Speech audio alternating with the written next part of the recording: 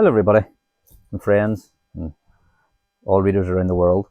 I am Eternal Reading. I'm here for another book review. It was a fun one. The book that I reviewed read this week is Michael Moorcock's The Oak and the Ram. I can see it good there. It's the fifth book in this Corum cycle of the Michael Moorcock's Eternal Champion series, and there's loads of them. But this was the Corum cycle I've been reading recently. And as I say, pause that and look at all them books. There's loads of the Corum cycle, or the Eternal Champion cycle. But I'm on Corum at the minute. I don't want to start anything else until I finish these. And they're just fun, quick reads, very entertaining. But there's things in them if you find them or look for them. That's why I like Michael Moorcock. You're not going to be sitting there for weeks, a long time reading these novels. You're going to have a short, quick, escapism read. But there could be some beautiful writing in it. Some of it could be mental, the things that happen, but you just had to use your imagination and go with the flow with them. But I find they're fun. I do enjoy them. But we'll talk about the cover first. I don't know why they decide to make these covers for these new editions that came out, because in the original covers they had these brown artwork here. They had this brown artwork here, and then they decided to put it down to these wee circles with the artwork just in it in a circle. And all the books in this franchise that I have in these collections, the Gold Links collection, they're all these wee silly covers arts. They've shrunk it and made it into a wee circle on it, and it annoys me, because the actual original artwork's brilliant, and that should have been the whole page. You should have took it. I don't know if it was Michael Moorcock's decision or his editor, but they must have been sniffing glue or something, because I don't know how they managed to come up with, I know what we'll do, we'll get the great artwork and we'll just shrink it down to a wee dot, and there you go, all the rest is just colour. I don't know, but that's me. It's not a big deal, but I just think they missed out in there. I've actually put in the whole page or the whole book cover of these great art. It's no fair in it's no fair in the artist either, in my opinion, but we'll not go there. That's just me being picky, I think. But yes, the Corum cycle, book 5. I enjoyed it. It was a quick read. They are, but this one we find Corum now still in the world that he got into in the 4th book, where it's like there's a first trilogy. This is the 2nd trilogy, but in the first trilogy, he saved the world and all that. I don't want to ruin it in case anybody wants to go back and read them, but he saved the world. He done what he needed to do to save everything, and then when it was done and time went by, he was in a place of loss and depression and just not happy with his life. But he was actually debating about taking his life, because he just was not happy. But whenever he got into the 4th book, when it started going on and on, he started to find people again. He was pulled into the future, pulled into the new world, like a new future, a new sort of fantasy world, and he found love again. And that's the sort of Corum you're getting into this start of this novel. He's a lot more happy with his life. He's got good high morality. He loves the Mabden, which are humans, and he wants to protect them. He knows who he is. He knows he is the Eternal Champion. He knows he is there to defend and to help them, to create a balance in the multiverse. And with that knowledge of knowing what he's meant to do, instead of making him feel like, this is too much, this is a burden, he's taking it on in this book, and it's a good morality book. He knows what he's doing. He is the Eternal Champion. He's accepted his fate, and I'll maybe read a few passages where you get to see that sort of side of Corum's thinking, and he's accepting his fate, and he's all for it. He's all ready to fight and save, and I enjoyed that, and I enjoyed Corum in this one for that, because you're getting him in a different sort of ways he did in the last one, which is a bit different, which makes it more interesting, in my opinion. But in the story ways, we'll go more in the story here, context. And this one, they did win the battle, but they didn't win the war against these people called the Fialmore, I think they're called. Fuck, I've just read it there and can't find their names. Fialmore, I think their name was. They're like a god. Like these 10 are god, or 6. There's 6 death in this one. And he is he saved them all from the battle in the last book, and this one is now he's trying to get all the mob den from up north, down south, west, right, west, east, all to join forces to go for the big push to win the war. But they're not strong enough yet without their High King, Amergan. And he has to try and Amergan's been captured by the Foul Muir, got bad guys, and he has to try then to get to this place, this castle, free him, get him back. I don't want to ruin too much. I want people to find out themselves, but he has to free him, but not just free him from them, but free him from himself as well. And he needs to find these special artifacts called the Oak and the Ram to then free this High King. And this is definitely the middle novel. This is the middle novel that sets up for the third one as a trilogy. It's a second trilogy, you know. I wouldn't recommend reading the first trilogy, or I would recommend reading the first one first before you start this trilogy, because they go in together. But and that's it. That's the gist of the story. It's him trying to save this High King for the Mabden race. But it's exciting. It's fun. Great scenery, and there's also these great discussions with him and other characters. And one of my favourite characters come in it, and I'll tell you in a minute. We'll go in. We'll dive in. We'll read a few wee passages which I thought was interesting. It made the book, you know, good. So at the start of it, and I'm talking about the high morality. He knows what he's fighting for. You know, he had dignity. He had been true to his folk, and he had been true to himself. He had pride. You know, he knows what he's want. Freedom for mortals oppressed by gods. All are equal. He's thinking, you know, even the animals, the rock, the trees, they're all equal in this world or Corum. He thinks that, you know, he's there to keep it all right, because these gods are dying out, and they're wanting to like destroy the world with themselves. And it's interesting. The bad guys in it are, you know, they're weird. They're not from this realm, and they're wanting to just destroy. They bring ice everywhere they go, or just it's nothing but death and destruction, chaos. And he is the eternal champion to bring chaos in to order again, to bring the scales back to normality. So that's what his whole point is. And there's a great wee passage at the end which you kind of see, and it's like kind of all of Michael Moorcock's Eternal Champions sequence, where that's the whole point. You've tipped the balance of chaos and law, but the Eternal Champion, he's there to bring it back to normality again, sacrificing himself in the process. But the good thing about this novel was the characters re-entered it again. You didn't really get much in the last book. Was his companion, Gerald O'Connell, and he's in this one, and I like him. He's one of my favourite actually characters out of all the Eternal Champion books, and he's in this one, and he's his companion that helps him, and somebody that he trusts from the bottom of his heart, and somebody that he that knows a lot of the details in the world that he maybe doesn't know as well, because he can remember all the other eternal companions going back to the other books, which is good. If you've read a lot of Michael Moorcock, Corum's a great book because it references some of the other stuff, you know. And so their journey. Nope, I don't know. Sorry, I had to pause it there. Kids. But here we go. As I say, you meet Gerald O'Connell, and they all go on their journey to try and save the world, and it's just fun, exciting.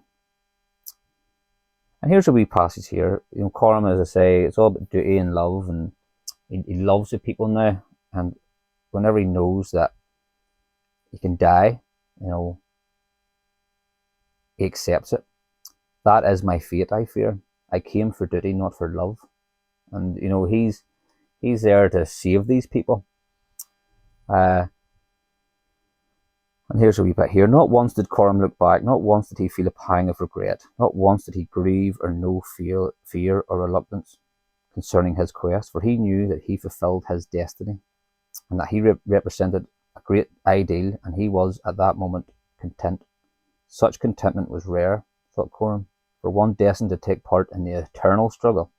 Perhaps because he did not fight against his destiny this time, because he accepted his duty, he was rewarded with this peculiar peace of mind.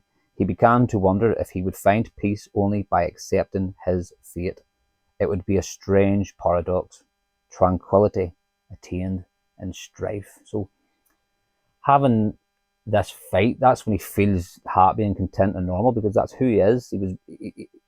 He's been doing it through all the multiverse. And if you go and read other characters, the Eternal Champions, they're all the same. See, once they actually accept their fate and accept who they are, which is like life in general, then if you accept who you are and go, this is me, I'm going to be who I am, you're a lot happier person. And that's where our Corum is. But there's another great character comes. He's one of my favourite bad guys. He's in lots of them. He's the eternal pain in the arse for our Eternal Champion. And he is Prince. I don't know where he got this name from. I can just imagine Michael Moorcock sitting on his typewriter, and he's sitting there, and he's on his wee typewriter, and he's typing away, and he's thinking, "Oh, I've got this great character, and he's going to be in the Eternal Champions sequence, and he's going to be this person that constantly thorn in his side, and he works for chaos, and he's evil, and he's no redemption. He just wants to die, but he has to work for chaos. And what will I call this character?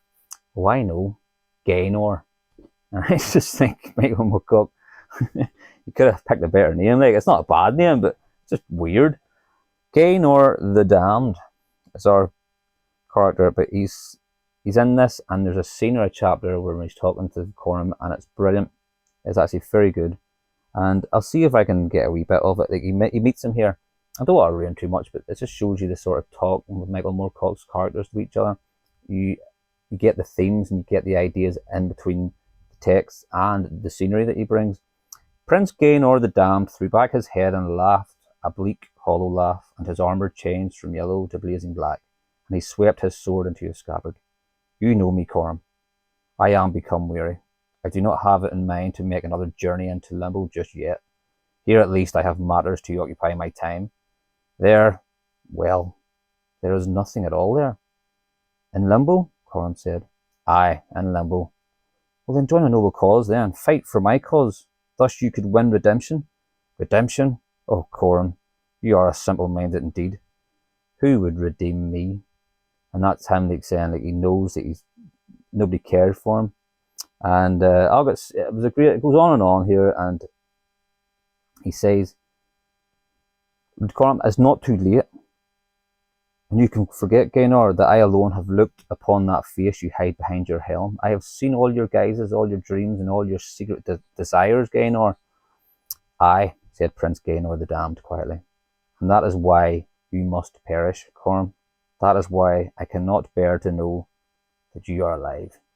And again, the eternal pain in the arse, as I call him, because he pops up in Elric and other stories I've seen, and he's a good character. I like him because he's just that guy that's so doom and like, oh, fuck this world of it. I'm going to do what I'm made to do, and his is chaos. He's there to kill everybody and have pure destruction, while Corum and the Eternal Champion's there to bring peace. He's forever working for chaos. And he was a great idea for a character from Michael Moorcock back in, I don't know when he made his first entrance. If anybody knows, and type it in the comments, because I would love to know when Prince Gaynor made his first appearance in the Eternal Champion sequence, you know. But we'll move on, because these here, I don't want to try and make these too long, these reviews. But he meets up with Gaynor, and they go into, or not Gaynor, they meet up with his companions, and they go and they find the guy, and it's exciting fighting. The scenery that Michael Moorcock can create on the page with such little word count is fantastic. I don't know how he does it, actually. The only thing is, if you like to have a big long story with lots of description, you might not get that with Michael Moorcock's novels, because they are short. He's very fast paced. He's very get into the next action scene, and sometimes it could be too quick for people. And this is a bit like that. If you've read Michael Moorcock before, you know what you're getting yourself into. In my opinion, you know you're going for it's a short, quick read, but it's fun. That's the best way of putting it. So, I want to try and find a bit where I've seen where the writing style. I find that Michael Moorcock, there's a lot of people say he's not a good writer. He's great ideas. I think he's even said that a few times. And yeah, sometimes his writing style can be very, like, I don't know, fast paced, and you think he's rushed it a wee bit. I understand that, you can't get that, but then you can get these wee bits where he writes, and it's beautiful poetry, prose, to say. And I want to read this wee bit, and it's not spoiler. It's just a wee description of how he can create a scene just with such short words, you know. The snow was in constant movement beneath their horses' feet, eddying like an agitated river over rocks. The wind blew it this way and that. The wind made the snowdrifts heave and fall and reform. The wind drove into their bones so that sometimes they felt they would rather have cold steel in them than the wind. The wind sighed like a huntsman satisfied by his kill. The wind moaned like a satiated lover. The wind growled like a hungry beast. The wind shouted like a conqueror, and it hissed like a striking snake. It blew fresh snow from the sky. Their shoulders would be heaped with the snow until it was blown clear again, and a new deposit laid in its place. The wind blew roads through the snow for them, and then sealed them up again. The wind blew from the east, from the north, and from the west, and from the south. Sometimes it seemed that the wind blew from all directions at once, seeking to crush them as they pressed on across the plain of Craigdawn. The wind built castles, and it tore them down. The wind whispered promises, and it roared threats. The wind toyed with them. And that's wee moments like that, I go, oh, you're enjoying yourself here a wee bit, Michael. You know, you're actually enjoying yourself here with these words. You slow down a wee bit. And I would love if we'd done that more often. But it's a style. They called him Machine Gun Moorcock for a reason, because he just read like a madman, as I say. But is it worth reading it? 100%. I actually believe that Corum is becoming one of my favourite Eternal Champions. I know there's maybe a lot of Elric fans out there going, how dare you? But I'm starting to really, as I say, I've got one more book to read with Corum in the cycle. And I'm really getting, I wish there was more. I wish there was more. I think Corum's becoming my favourite Eternal Champion, but even more than Elric, because Corum's the sort of guy you would sit with, and you know, like, I love his morality. I love that he's trying to save the world and the people, and he's fighting for good. But Elric's a bit, you don't know if he's going to, 1 minute you would sit with him, next minute Stormbringer will be pulled out, and fucking that'll be you finished. You know, you hate Stormbringer sticking out the back of you. But well, Corum, you know, he's a character that you could sit with, and you know, he's a good guy. He's trying his best to save the world. He knows what he's for. He knows he is the sacrifice for the people, and it's up to you to find out his fighting and his sacrifice, because I don't want to ruin it on you. But before I end this, I want to show, as it says, he's full of confidence in this book as well, and that was good. There's a wee bit where he kind of, like here, he was consumed by an enormous sense of guilt, recalling many deeds with Corum awake, could never recall tragic deeds. He's worried about his friends and his lovers, because they do die, and the betrayal of races, the destruction of the weak and of the innocent. And while a small voice reminded him that he had always destroyed the strong and the evil in his long career through 1,000 incarnations, he was not consoled, for now he recalled Amergin, and soon he would have Amergin's death upon his conscience. Once again, his idolism had led to the destruction of another soul, and he could not reconcile his tortured spirit. Oh, there's my wee girl again. 2 seconds. That's me back. My wee girl wants to go on camera and see everybody. But I says no. Not yet, pet. She's curious. But here we go again.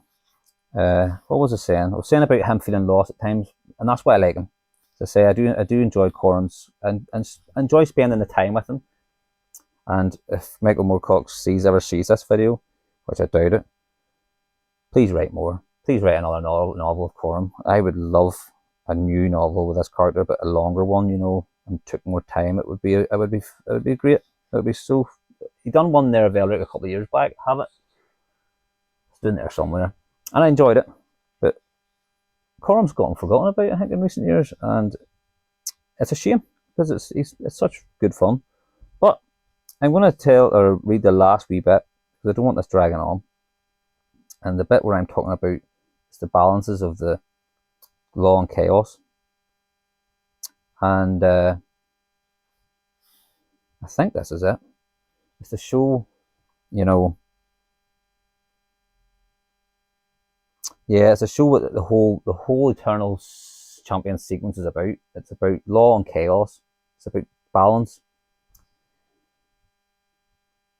Oh, here's a bit here. I'll just read this because I thought this was a good writing. Poor wretched people who cannot love life seek for something beyond life, something they prefer to regard as better than life, and as a result they corrupt the knowledge they discover and in turn associate their own weaknesses with this knowledge, at least in the minds of others like myself.